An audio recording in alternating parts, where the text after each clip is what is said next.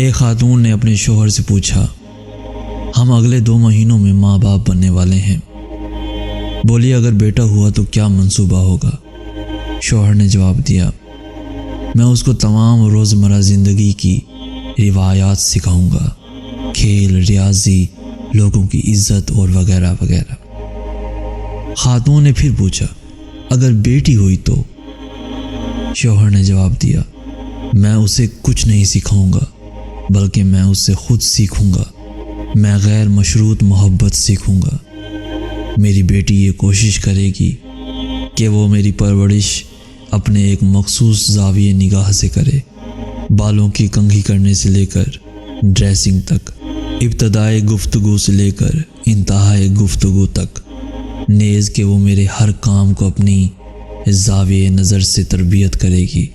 वो मेरे लिए दूसरों से लड़ेगी, मुबाहिसा करेगी। उसकी खुशी और गम मेरी तबीयत पे मुनहसिर होंगे। खातून ने फिर पूछा, क्या बेटा ये सब कुछ नहीं सिखाएगा? शौहर ने जवाब दिया, बेटे में ये सारी खसूसियात डाली जाती हैं, लेकिन बेटी इन खसूसियात के साथ पैदा होती है। खातून ने पूछा, लेकिन बेटी तो हमारे साथ हमेशा नहीं रहेगी।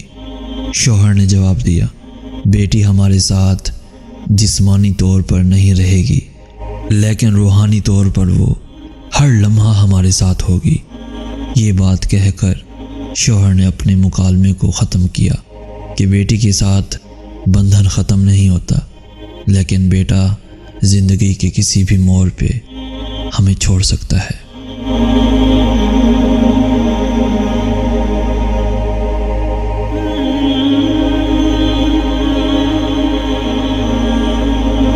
कहना तो चाहिए कि लाइक, शेयर और सब्सक्राइब करें, मगर मुझे लगता है कि आप वही करेंगे जो आपका दिल चाहता है। तो अल्लाह हाफिज़।